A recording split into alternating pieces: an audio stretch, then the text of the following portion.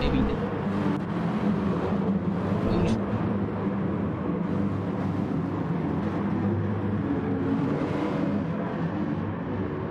That's right.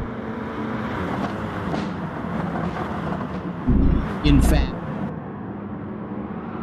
we had a points-paying structure. Whoa, big spin of the Bentley up ahead. That would be the 8 car of Guy Cosmo. Just having a bit of a moment there. You see the white flag waving for the slow-moving vehicle. He'll get that car back on track. The hood sort of dislocated there on the nose of that car. He'll pull off. That's a frustrating way to end the championship for the 8 car of Guy Cosmo. I know he's put in a lot of time and effort into these races and just hasn't had the luck that he's needed.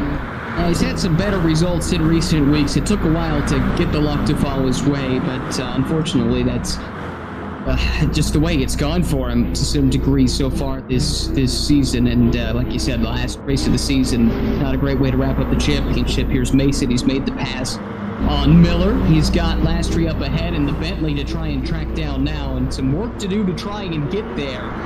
Mason's charge from the back to the front continues at top 5. I'm not sure I would have told you that I felt like that was a realistic option for him, even with his pace starting at the back. But he did get a bunch of those cars really easily when they were flying off to either side of the track, and he was able to sneak through at the very start. That probably helped. And still, there's a chance, I'd say, to get up to 4th. It'll be tough to run down the top 3, which have really done a nice job of separating themselves. Merrill had to come serve a drive-through. He was 9th at the time. He had contact with Christian Shimshak, so he will have to come to pit lane and serve that. He has already done so and comes out behind the 87 of Shimshak, so all is right in the motorsports world as it stands. Leader still Harrell by 0.7 of a second, but it is starting to come down. Lap times consistently now equal. Last time by for Parallel 141.9 to Height Cotter's 142.0, but they are pretty much trading blows back and forth, and Tomo's right on pace as well. So the front 3 all pretty much exactly identical as they stand. Really fast, really consistent. These 3 guys have elevated themselves above the rest of the field, at least to this point. I think Mason's got the pace to run with them, but he's obviously quite a ways back, as we talked about. Quickly to wrap up the point I was making about Height Cotter a few moments ago, if we had a points-paying championship, that was interesting, he would have won the title many weeks ago, but we don't. It's settled here with 1 championship race, and that opens the door for any number of people. And right now, Errol's the one who's kind of forced his way through that door with his pass of Height Cotter earlier in the race, and Brian has just 35 minutes to try and find a way back past. Almost to halfway in this race, but we are seeing Height Cotter start to tick off a little bit faster laps. Last time through, running 141.871, which was 0.3 better than Peril. Tom will run a 142.2, so now we're starting to see some separation between 2nd and 3rd, and the gap closing between 1st and 2nd. Now down through sunset, as you see the sun getting lower in the sky, we're not going to run into the evening here, just the late afternoon. And around 4 p.m. Local time here in Johannesburg, South Africa. But Height Cotter's got 35 minutes. The clock is ticking, and this is basically roles reversed from Suzuka from a few weeks ago. That's a good point. That's a really good point, actually. Harold had a lot of experience running behind Brian, sizing him up and trying to find a weakness, and this is not a view that Height Cotter has had much this season. Certainly not behind Peril, but behind anybody, really, other than lap traffic. He spent so much time out in front, but he's been learning. I'm sure he's been going to school, and the thing that has made him so successful has been the fact that he's been able to put together clean races from start to finish without any kind of major error. And Harold's going to be a hard one to rattle because he's kind of that same mold. A great sim racing background in addition to his real racing accolades. I think this figures to be a battle royale between these 2 guys who are really masters of this craft.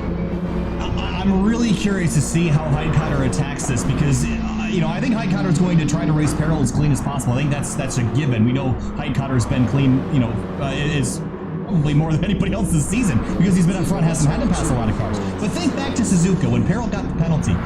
There was a lot of internal discussion about whether or not he should have received it. There was a lot of fans that were saying, he gave the spot back, there shouldn't have been a penalty.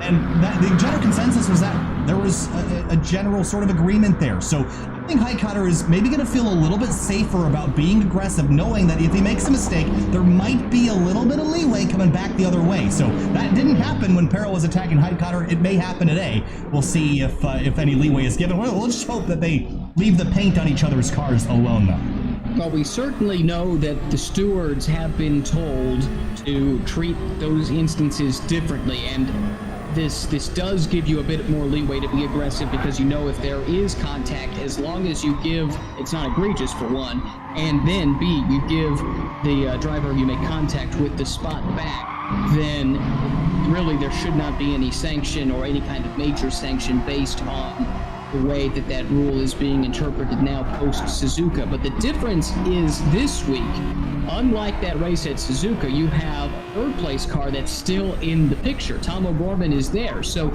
if those two do have contact and they have to wait for one another to get started, Tomo is in prime position to sneak past and pick up that lead. Whereas when they came together at Suzuka, there was no one in the vicinity. And so they kind of sorted it out amongst themselves. The penalty, and even still held first and second and were not troubled the rest of the way. Good point to bring up. I mean, Tomo has fallen off a little bit on lap times, and we've seen actually last time by, Peril was only about a 10th off his best lap.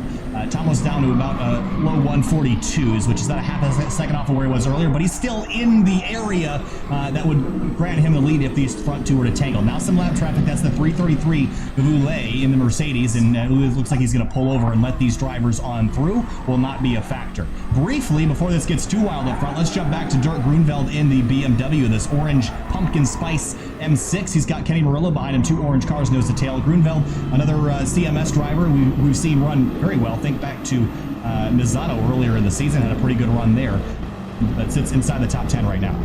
Yeah, you're exactly right. He actually finished second at Spa as well, so has had some good results. He's actually German-born, but now lives in the States, moved from Germany in 2002, lives in Seattle, Washington, and drives a BMW as his daily driver. Also, I'm told, owns a 2005 Lotus Elise, and that BMW that he has actually is a look-alike of a BMW from the DTM with a pretty famous, shall we say, liquor brand with a stag on the front of it. that livery should be familiar to others who have followed the DTM over the years. So maybe that's why we see the orange car here for him in the sim racing world as well. But doing a great job, like you said, keeping Kenny Murillo behind him, and Kenny's been one of our competitors week in and week out. Not sure what happened to him in qualifying. He, like Mason, had to start towards the back and has done a good job to come up through the field and is challenging for a spot in the top 10. Another one of the drivers that has really embraced this and used this as an opportunity to improve his sim racing skills, and he's done an amazing job with it. His run had some really fast pace and has run extraordinarily well. And a little bit of an off there as you see him head through turn 15, but I've been super impressed with Murillo this season, and good to see him out here competing with these esports competitors as they run nose to tail. Halfway through this race, 30 minutes. It's halfway. We're got about 30 minutes left in this Peril, Highcutter, O'Gorman, Laster, Mason for top 5 as we hit 30 minutes. Well, it's been an entertaining battle so far, and I'm really curious about this fight for the lead. Not sure that Highcutter has the pace, the outright pace, just to sweep past Peril based on what we've seen. I think it's going to take traffic. I think it's going to take forcing some kind of mistake, but boy, that's going to be tough to do. Peril is absolutely where you want to be. This guy is flying. Nelson Mason, what a star he's been here today. The 5th, and you can see his quarry is in sight. He's reeled him in. Not much further to go. P4 just up the road. Accelerating off now down the hill, and using the slipstream to his advantage once again. This low slung Audi really does well on the straightaways here, closing in on the Bentley. Look at how much time he gains in the braking zones, how much more aggressive he's being. I'm really curious what he's doing with the ABS. I think he's got ABS. I think I see a 2 on the dashboard display there, so that's pretty low. So he's able to threshold brake this car pretty deep into the braking zones. A lot of drivers will lean on that ABS. It's very solid, the programming that goes behind it. But I think in the sim racing world, a lot of times you like to have that extra control. As you see, last faster. Actually going to let Mason on by. That's an interesting strategy.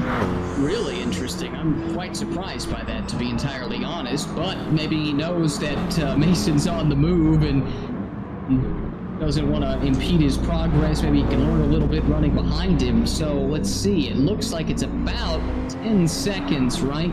To get from where Mason is running now to run down Tom O'Gorman for the podium. With the kind of pace he's had, maybe it's not out of the question. It's going to be tough. What an accomplishment that would be if he's even able to get up within sight of O'Gorman, given where he started this race. That would be, I don't even know how to describe that. That would be incredible. You and me both. I mean, we have not seen anything like that at all in GT Rivals. And again, this is our last race of this season. You know, there may be more on the horizon, but you never know for sure. So embracing this opportunity, these drivers have done so.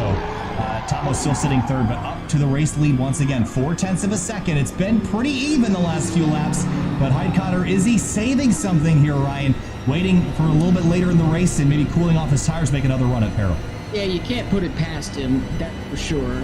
And there's no reason to force the issue yet. Still half of this race left to go, right? Plenty of time to get it done. This is perhaps about saving the equipment, making sure you still have the Pirelli rubber under you when it comes time to make a charge for the win a little bit later.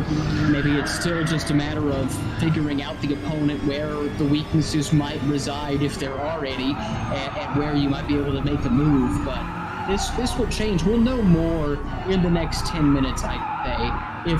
If he's still in this range where he is right now, I'd say he still has a chance. But if he starts dropping off here much further back than he is, it's getting up now close to a second. Last time they checked, scoring loop, 7.788 seconds back behind. If that starts to grow much more, it'll really take some kind of misfortune for Peril or some kind of intervention from lap traffic, I think, for Heidkotter to get in. Peril looking very strong here at this stage.